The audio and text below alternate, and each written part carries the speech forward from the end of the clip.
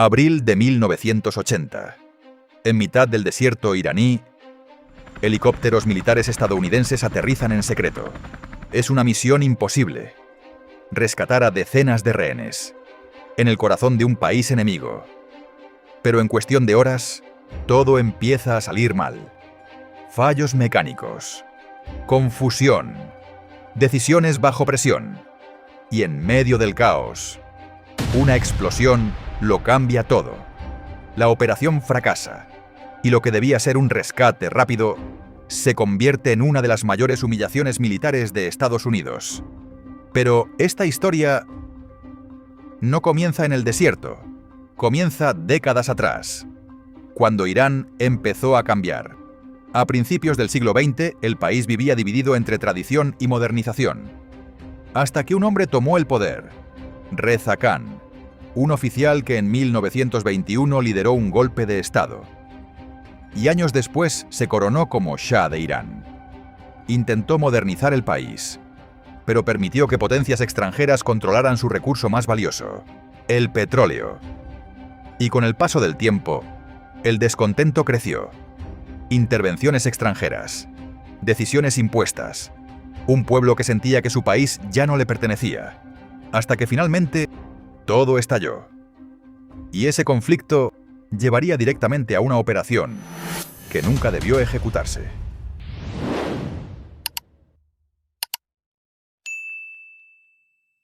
Durante la Segunda Guerra Mundial, el Shah de Irán, Reza Shah, fue obligado a abdicar, y en su lugar, las potencias extranjeras colocaron a su hijo, Mohammad Reza Pahlaví. Años más tarde, surgiría una figura que lo cambiaría todo, un líder religioso. Su nombre era Ruhollah Khomeini, y muy pronto se convertiría en el mayor enemigo del Shah.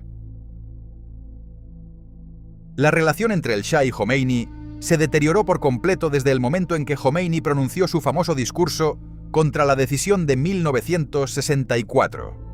En ese discurso afirmó que el Shah había rebajado la dignidad del pueblo iraní por debajo de la de un perro estadounidense y había vendido la soberanía de Irán a Occidente. A raíz de ese discurso, el Shah ordenó su arresto y su expulsión del país el 4 de noviembre. Inicialmente, fue exiliado en secreto a la capital turca, Ankara. Luego fue trasladado a la ciudad de Bursa, donde permaneció cerca de 11 meses. Posteriormente, en octubre de 1965, fue enviado a Nayaf, en Irak. A pesar del exilio, continuó enseñando a estudiantes, escribiendo libros y grabando discursos en cintas de casete que eran introducidas clandestinamente en Irán. Sin embargo, en el otoño de 1978, el Shah perdió completamente la paciencia con Khomeini y solicitó al gobierno iraquí que lo expulsara. En ese momento, Saddam Hussein, entonces vicepresidente y el hombre más poderoso del país, le dio a Khomeini dos opciones: guardar silencio o abandonar Irak. Khomeini eligió marcharse y fue expulsado en octubre de 1978. El Shah creía que al enviarlo a un lugar más lejano, las protestas en las calles iraníes disminuirían y que sus libros y grabaciones no circularían con facilidad. Pero ocurrió lo contrario. Tras salir de Irak, Khomeini se trasladó a Francia, donde encontró una libertad mucho mayor que la que tenía en Irak, lo que le permitió comunicarse con los manifestantes en Irán con gran facilidad. Como resultado, las protestas se intensificaron cada vez más, hasta que el régimen del Shah comenzó a mostrar signos evidentes de colapso. El 16 de enero de 1979, el Shah de Irán, Mohammad Reza Pahlaví, abandonó el país en avión. Poco después, el 1 de febrero del mismo año, Khomeini regresó a Irán desde su exilio en Francia, tras 15 años fuera del país. Pero la verdadera crisis comenzó a tomar forma en octubre de 1979, cuando el presidente estadounidense Jimmy Carter aceptó recibir al Shah en Estados Unidos, bajo el pretexto de tratar su cáncer. Esta decisión fue como lanzar una chispa sobre un barril de pólvora. En Irán, la acogida del Shah fue vista como una humillación directa a la revolución y una confirmación de que Estados Unidos seguía apoyando al líder que, según ellos, los había oprimido y despojado de sus derechos. Por ello, exigieron oficialmente su extradición para juzgarlo por corrupción, la devolución de sus bienes y fondos en bancos estadounidenses y una garantía de no intervención en los asuntos internos de Irán. Estados Unidos rechazó estas demandas. El 4 de noviembre de 1979, miles de estudiantes simpatizantes de Jomeini se manifestaron frente a la embajada estadounidense en Teherán. Para ellos, la embajada representaba un centro de espionaje y un símbolo de la injerencia estadounidense en Irán. Lo que comenzó como una protesta pacífica fue escalando gradualmente. La multitud empezó a presionar las puertas de la embajada, custodiadas por marines estadounidenses, hasta que lograron romperlas y entrar en el recinto. Los marines tenían órdenes claras desde Washington de no abrir fuego contra los manifestantes para evitar una masacre, por lo que utilizaron únicamente gas lacrimógeno, sin lograr contener la situación. En poco tiempo, los manifestantes tomaron el control, capturaron a los marines y avanzaron hacia el edificio principal de la embajada. Allí detuvieron a todos los presentes, incluidos diplomáticos estadounidenses y ciudadanos civiles que se encontraban realizando trámites. Durante las horas que duró la toma, la diplomática estadounidense Elizabeth Ann Swift mantuvo una comunicación constante con Washington, informando de los acontecimientos paso a paso. Al mismo tiempo, ella y su equipo se dedicaron a destruir todos los documentos para evitar que cayeran en manos de los manifestantes. La situación se mantuvo así hasta que los manifestantes llegaron a su oficina y también la capturaron. Ese mismo día, 66 estadounidenses fueron tomados como rehenes. Los manifestantes les ataron las manos, les cubrieron los ojos y los obligaron a marchar por las calles de Teherán en medio de consignas. Estados Unidos se encontró entonces en una situación extremadamente crítica. Su embajada había sido tomada y sus ciudadanos estaban cautivos.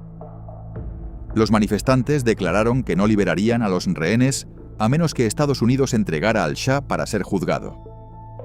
La toma de la embajada fue un mensaje claro de Irán al mundo.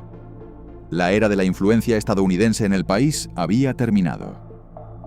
Poco después del asalto, los iraníes liberaron a 13 rehenes, en su mayoría mujeres y ciudadanos afroamericanos, como gesto humanitario. El objetivo era demostrar que su conflicto no era con el pueblo estadounidense, sino con su gobierno y sus intervenciones. Tiempo después, liberaron a otro rehén por motivos de salud. Así quedaron 52 estadounidenses retenidos en la embajada, quienes permanecerían cautivos hasta el final de la crisis. Los días se convirtieron en semanas, y las semanas en meses. La mayor parte del tiempo permanecían con los ojos vendados, las manos atadas con cuerdas o esposas, y solo se les permitía soltarlas para comer o ir al baño. No podían hablar entre ellos ni comunicarse con el exterior, salvo por algunas cartas familiares sometidas a estricta censura. Eran sometidos a interrogatorios duros y a distintos tipos de presión psicológica para quebrar su voluntad y mantenerlos en un estado constante de miedo. Ninguno sabía cuál sería su destino, si serían ejecutados o liberados algún día. Al mismo tiempo, eran exhibidos en televisión con las manos atadas, como una forma de humillar a Estados Unidos. La crisis dominó por completo los medios estadounidenses. Cada día, los noticieros mostraban un contador con el número de días de cautiverio, lo que generó una enorme presión política y social sobre la administración del presidente Jimmy Carter, especialmente con las elecciones acercándose. En medio del caos, los disturbios y el asedio a edificios, 6 empleados de la embajada lograron encontrar una salida trasera y escapar antes de que los manifestantes llegaran hasta ellos. Salieron a las calles sin saber a dónde ir, en un país completamente hostil. Primero se dirigieron a la embajada británica, donde permanecieron algunos días en su complejo residencial. Pero cuando los manifestantes comenzaron a rodear también la embajada británica, los 6 decidieron buscar otro refugio. Fue entonces cuando contactaron al embajador canadiense en Teherán, Ken Taylor. Canadá, aliado de Estados Unidos, respondió rápidamente. El embajador y su equipo abrieron sus puertas a los 6 diplomáticos estadounidenses y los ocultaron en sus propias residencias. Pero el problema ya no era ocultarlos, El verdadero desafío era cómo sacarlos de Irán. El país entero estaba en estado de alerta, los aeropuertos bajo estricta vigilancia, y cualquier pequeño error podía descubrirlos y provocar una crisis diplomática enorme entre Canadá e Irán, si no terminaban ejecutados bajo cargos de espionaje. La situación se volvió aún más peligrosa cuando las autoridades iraníes descubrieron que faltaban 6 diplomáticos. Durante los días posteriores al asalto, comenzaron a reconstruir los documentos que habían sido destruidos por el personal de la embajada, y así confirmaron que 6 personas no estaban entre los capturados. En ese punto, el embajador canadiense no podía arriesgar a su familia ni a su equipo en una operación de escape tan compleja. Por eso se pusieron en contacto con la inteligencia estadounidense para que se encargara de evacuar a sus ciudadanos. La CIA asignó entonces al agente Tony Méndez, especialista en operaciones de rescate y extracción, para sacarlos del país a cualquier costo. Cuando recibió la misión, Méndez ideó un plan completamente inusual. Fingirían ser un equipo canadiense de producción cinematográfica que había llegado a Irán para rodar una película de ciencia ficción. El proyecto ficticio se llamaba Argo. La historia giraba en torno a criaturas extraterrestres y una invasión alienígena. El paisaje iraní, con sus montañas y desiertos, encajaba perfectamente como escenario para simular planetas lejanos, lo que les daría una justificación creíble para estar en el país. La CIA construyó toda la operación con un nivel de detalle extremo. Abrieron una oficina de producción falsa en Los Ángeles, escribieron un guión completo, diseñaron vestuarios y personajes, imprimieron carteles promocionales y publicaron anuncios en revistas de cine reconocidas de Hollywood, como Variety. Tony Méndez asumiría el papel de productor. El 25 de enero, Méndez y otro agente de la CIA, Ed Johnson, viajaron a Teherán con visas falsas obtenidas a través de la embajada iraní en Europa. Llevaban consigo un maletín lleno de documentos y permisos falsificados para respaldar su historia en caso de ser interrogados. Todo avanzaba exactamente según lo planeado. Cada detalle estaba preparado para que el supuesto equipo cinematográfico ingresara a Teherán y ejecutara la misión. Méndez llegó a la residencia del embajador canadiense y comenzó a entrenar a los 6 diplomáticos en sus nuevas identidades. Uno sería asistente de dirección, otro guionista, otra diseñadora de producción y así sucesivamente. También les entregó pasaportes canadienses falsos, proporcionados por el gobierno de Canadá. El 27 de enero, 2 días después de la llegada de Méndez, los 6 diplomáticos, junto con Méndez y Ed Johnson, se dirigieron al aeropuerto Mehrabad de Teherán para abordar un vuelo de Swissair con destino a Zúrich. Los oficiales de inmigración revisaron cuidadosamente los documentos. Todo parecía auténtico. Finalmente sellaron los pasaportes, subieron al avión y lograron salir del espacio aéreo iraní. Poco después, Canadá cerró su embajada en Teherán y evacuó a todo su personal. Mientras la inteligencia estadounidense trabajaba en la operación para sacar a los 6 diplomáticos, Jimmy Carter intentaba resolver la crisis de los otros 52 rehenes retenidos en la embajada. Carter sabía que cualquier intervención militar podía provocar que los iraníes ejecutaran a los rehenes, y la muerte de un solo ciudadano estadounidense habría sido un desastre político, especialmente con las elecciones presidenciales acercándose. Por eso, Estados Unidos inició una larga serie de negociaciones indirectas con Irán a través de intermediarios. Impuso sanciones económicas amplias, congeló cerca de $12.000 millones en activos iraníes en bancos estadounidenses, suspendió la importación de petróleo iraní y expulsó a diplomáticos iraníes del país. También recurrió al Consejo de Seguridad de la ONU, que dio a Irán un plazo para liberar a los rehenes. Aún así, todos los intentos fracasaron. El nuevo régimen iraní, liderado por Jomeini, consideraba a los rehenes como una poderosa herramienta de presión. Se mantuvieron firmes en sus exigencias: la entrega del Shah, la devolución de sus bienes y fondos, y una garantía de no intervención estadounidense en los asuntos internos de Irán. Estados Unidos rechazó estas condiciones. Dentro de la Casa Blanca surgió una fuerte división. El secretario de Estado, Cyrus Vance, defendía la vía diplomática. En cambio, el asesor de Seguridad Nacional, Zbigniew Brzezinski, consideraba que Estados Unidos estaba siendo humillado ante el mundo y que era necesario responder para recuperar su prestigio. Esta situación se prolongó durante 5 meses, desde noviembre de 1979 hasta abril de 1980. Las negociaciones estaban completamente estancadas, sin avances. Los rehenes seguían cautivos y la presión sobre Carter aumentaba día tras día. Ante el fracaso de todas las alternativas, Carter aceptó la propuesta de Brzezinski. El 11 de abril de 1980, autorizó oficialmente una operación militar para rescatar a los rehenes. Cuando dio la orden de preparar la misión, muchos expertos políticos le advirtieron sobre una posible reacción iraní, señalando que cualquier acción militar podría desencadenar la ejecución de los rehenes. Aún así, Carter se mantuvo firme. Desde el inicio de la crisis, el ejército estadounidense había estado preparando un plan alternativo. Se entrenó a una nueva unidad de fuerzas especiales llamada Delta Force, creada por el coronel Charles Beckwith, especializada en operaciones de contraterrorismo y rescate de rehenes en condiciones extremas. Esta sería su primera misión real, y todas las expectativas estaban puestas en ellos. La preparación tomó meses de entrenamiento intensivo en zonas desérticas similares al terreno iraní. Practicaron asaltos rápidos, neutralización de guardias y técnicas de infiltración. Algunos incluso dejaron crecer su cabello y barba para mezclarse con la población y no levantar sospechas. El plan que diseñaron era el siguiente.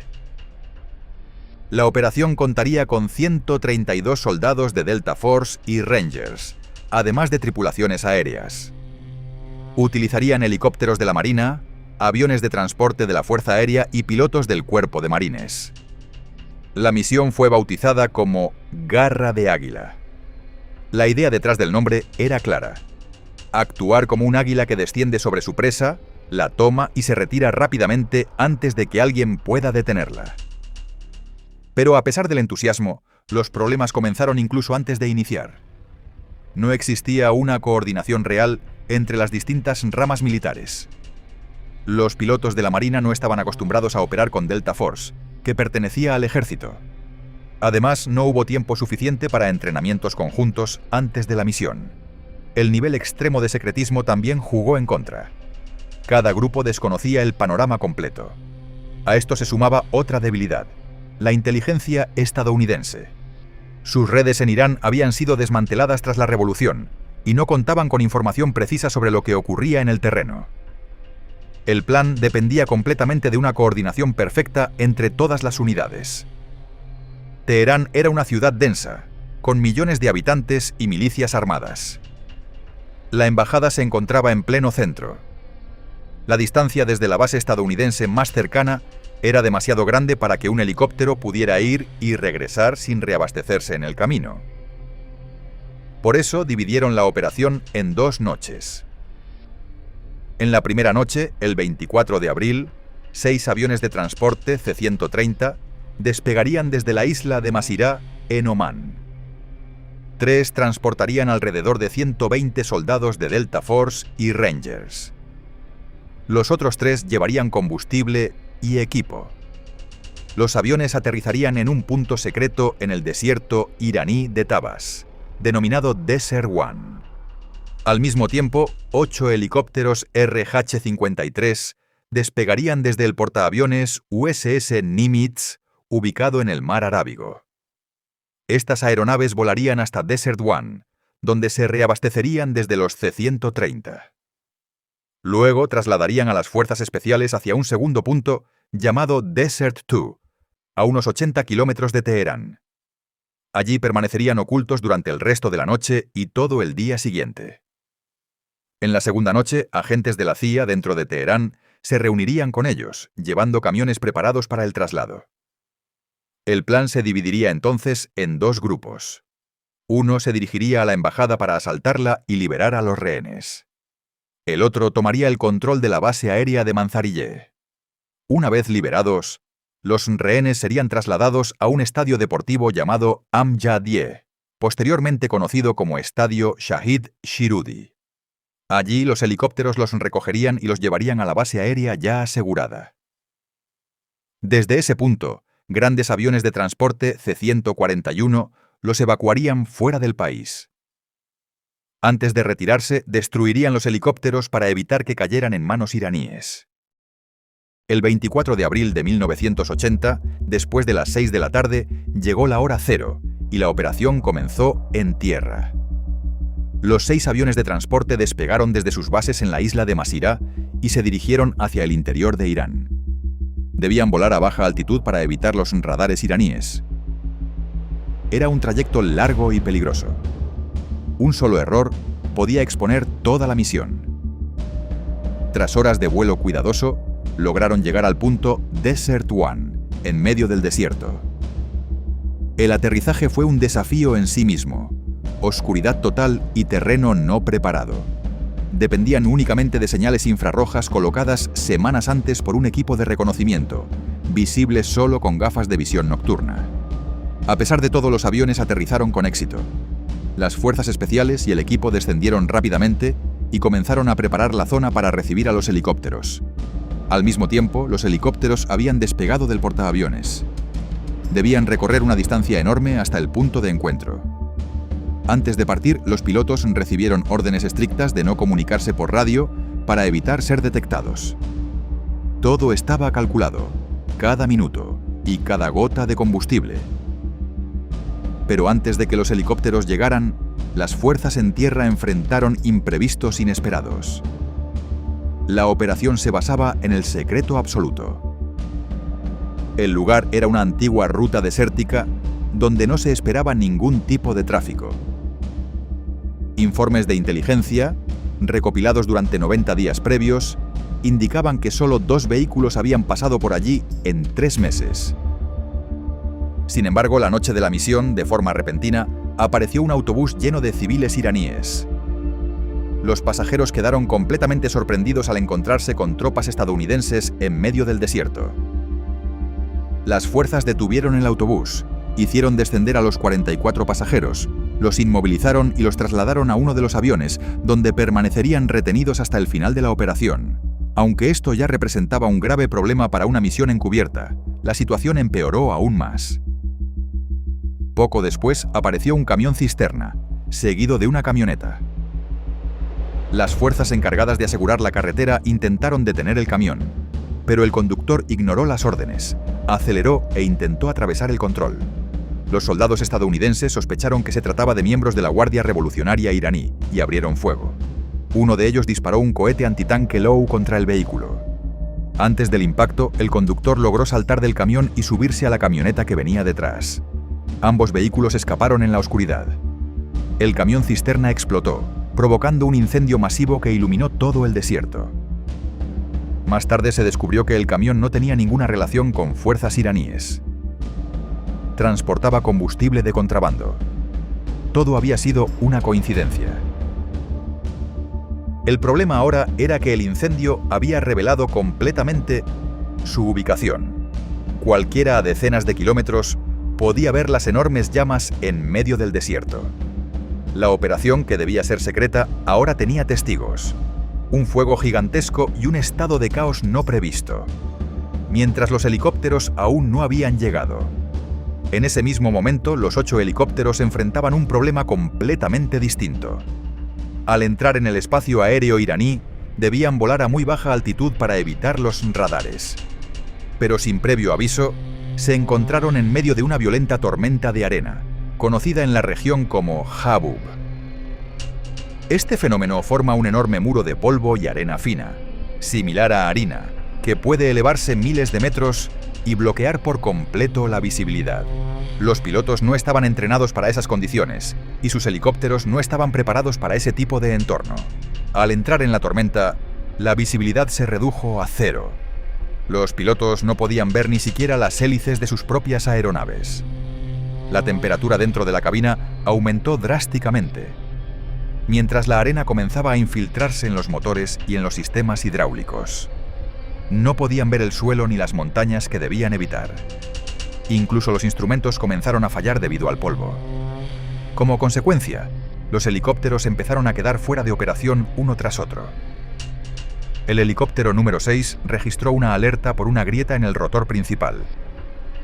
El piloto realizó un aterrizaje de emergencia en el desierto y abandonó la aeronave. Su tripulación fue recogida por otro helicóptero y continuaron con 7. Poco después, el helicóptero número 5 sufrió fallas en el piloto automático, la brújula y los sistemas de navegación mientras seguía dentro de la tormenta. Dado que volar visualmente era imposible, el piloto decidió regresar al portaaviones. Tras un trayecto extremadamente difícil y con un retraso de 1 hora y media, los 6 helicópteros restantes finalmente llegaron a Desert One. Ese retraso por sí solo ya era crítico. El tiempo se agotaba y el amanecer se acercaba. Pero el problema mayor aún estaba por venir. Al aterrizar y comenzar el reabastecimiento, descubrieron que el helicóptero número 2 también había sufrido una falla hidráulica. La arena había dañado su bomba de respaldo, dejándolo completamente inoperativo. Con esto, solo quedaban 5 helicópteros en condiciones de continuar la misión. El problema ahora era claro. El mínimo requerido para continuar la operación eran 6 helicópteros. Cuando se confirmó que solo habían llegado 5 a Desert One, el coronel Charles Beckwith, comandante de Delta Force en tierra, y el coronel James Kyle, responsable de la coordinación aérea, evaluaron la situación. Tenían 5 helicópteros. El mínimo era 6. Las tropas estaban agotadas, tensas, el cronograma completamente destruido y su posición había sido revelada por el incendio. Solo quedaban 2 opciones: continuar la misión con 5 helicópteros, asumiendo un riesgo extremo para los soldados y los rehenes, o reconocer el fracaso y cancelar la operación tras meses de preparación. El comandante de los helicópteros propuso seguir adelante con 5 aeronaves, reduciendo el número de tropas. Pero Beckwith rechazó la idea de inmediato. Insistió en que el número de soldados había sido calculado con precisión. La embajada era un complejo amplio. Reducir efectivos comprometía toda la operación. Para él, continuar en esas condiciones significaba casi con certeza el fracaso, e incluso la posible aniquilación del equipo y de los rehenes. Decidió entonces comunicarse con el alto mando en Estados Unidos y explicar la situación. El informe fue enviado por satélite al general James Boat, quien dirigía la operación desde el centro de mando en la base de Wadi Kena, en Egipto. Desde allí, la recomendación pasó al jefe del Estado Mayor Conjunto en el Pentágono, hasta llegar al presidente Jimmy Carter en la Casa Blanca. 2 horas y media después del aterrizaje del primer avión en Irán, la situación era de tensión, incertidumbre y frustración. Carter aceptó la recomendación de Beckwith y dio la orden: cancelar la operación y retirarse de inmediato. Meses de entrenamiento, planificación y un despliegue a lo largo de miles de kilómetros terminaban sin haber alcanzado siquiera la embajada, sin haber visto a los rehenes. El objetivo de rescatarlos y recuperar el prestigio de Estados Unidos se desmoronó en un instante.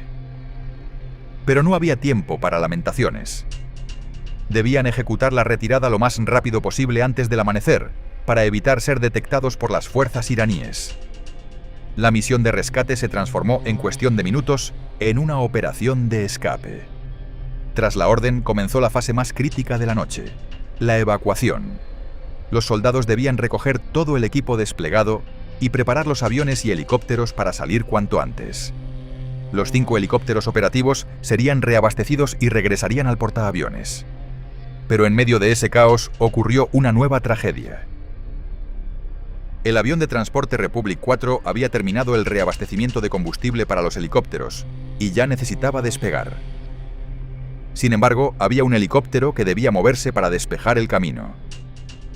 El mayor James Cheever, comandante del helicóptero, levantó su aeronave apenas 5 metros del suelo en una maniobra conocida como hover taxi, diseñada para moverla sin despegar completamente.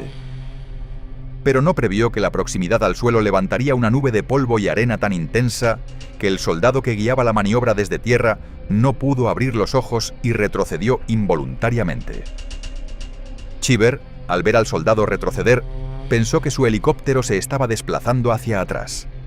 Intentó avanzar un poco, pero el helicóptero colisionó violentamente con el ala de un avión de transporte estacionado, cargado de combustible y soldados. En menos de un segundo, ocurrió un estallido que sacudió todo el desierto. Ambos aviones se convirtieron en una masa de llamas. El combustible explotó y la munición a bordo comenzó a detonar en todas direcciones. El fuego era tan intenso que cualquier intento de rescatar a los ocupantes era casi imposible. 8 soldados estadounidenses murieron en la explosión. Los sobrevivientes corrieron desesperados mientras el fuego consumía los restos de los aviones. Sus uniformes ardían y la munición continuaba explotando como fuegos artificiales. El coronel Beckwith comprendió que la situación estaba fuera de control. Cada minuto de retraso podía significar la pérdida de más helicópteros y soldados. No había tiempo para recuperar los cuerpos de los 8 caídos, ni para destruir los helicópteros intactos, ya que cualquier detonación podría incendiar los aviones de transporte restantes. Emitió la orden de evacuar inmediatamente. Los soldados abordaron los aviones de transporte restantes, atónitos y en estado de shock, dejando atrás todo: los helicópteros, los documentos secretos y los planes de la operación. También dejaron los cuerpos de los 8 fallecidos. Liberaron a los pasajeros iraníes que habían retenido en el autobús, quienes escaparon del infierno que quedaba atrás. Regresaron a Masirah, en Omán, desde donde los heridos y los soldados fueron trasladados a la base aérea estadounidense en Ramstein, Alemania, y de allí de vuelta a Estados Unidos. El amanecer iluminó el desierto de Tabas, lleno de restos calcinados, con helicópteros estadounidenses intactos en tierra, sin que Irán supiera nada de lo que había ocurrido. La verdad solo se reveló cuando los pasajeros del autobús llegaron a la ciudad más cercana y relataron lo sucedido.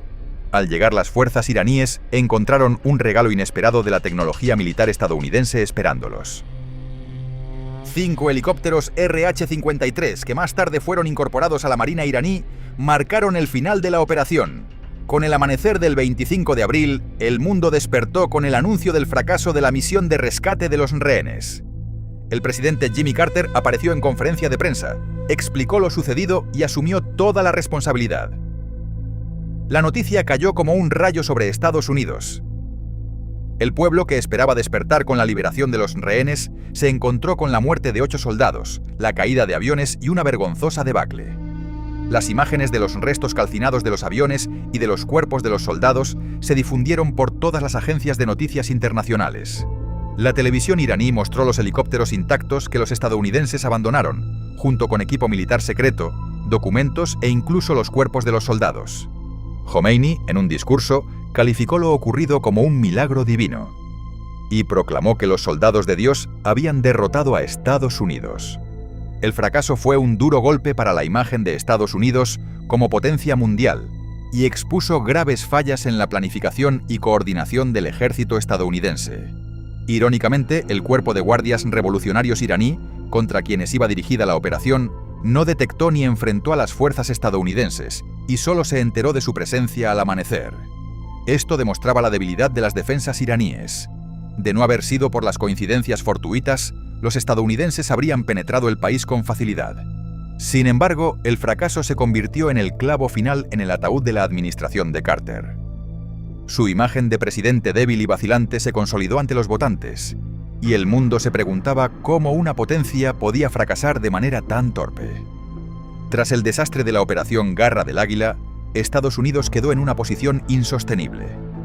La opción militar desapareció del tablero, y el prestigio estadounidense quedó gravemente dañado. Carter y su administración no tuvieron más alternativa que volver a la vía diplomática, pero con un claro debilitamiento de su posición. Los rehenes permanecían cautivos durante meses y la presión interna en Estados Unidos aumentaba. En esas circunstancias, Estados Unidos recurrió a un país con buenas relaciones con ambas partes: Argelia. El país aceptó intervenir y envió a su entonces ministro de Relaciones Exteriores, Mohammed Sadiq Ben Yahia, para iniciar las negociaciones. Las conversaciones fueron complejas y se extendieron durante meses en Argel, intentando acercar posiciones y resolver diferencias para poner fin a una crisis que ya llevaba más de un año. Finalmente, el ministro argelino logró un acuerdo conocido como los Acuerdos de Argel. El pacto estipulaba que Estados Unidos liberaría los activos iraníes congelados en sus bancos y se comprometía a no intervenir en los asuntos internos de Irán. A cambio, Irán liberaría a los 52 rehenes. Dado que las negociaciones coincidieron con las elecciones presidenciales en Estados Unidos, Carter esperaba que un acuerdo exitoso fortaleciera su posición frente a Ronald Reagan. Pero Irán, decidido hasta el último minuto, retrasó la liberación de los rehenes hasta que finalizó por completo el mandato de Carter. La estrategia funcionó y Carter perdió las elecciones. El 20 de enero de 1981, pocos minutos después de la toma de posesión de Reagan, Irán anunció la liberación de los 52 rehenes, quienes habían permanecido 444 días en cautiverio. Posteriormente, Irán construyó una mezquita en el sitio de Desert 1, en el desierto de Tabas, llamada Mezquita del Agradecimiento, y cada año conmemoran la tormenta de arena, mostrando los restos de los aviones estadounidenses como recordatorio de la humillación sufrida por Estados Unidos. ¡Hasta la próxima!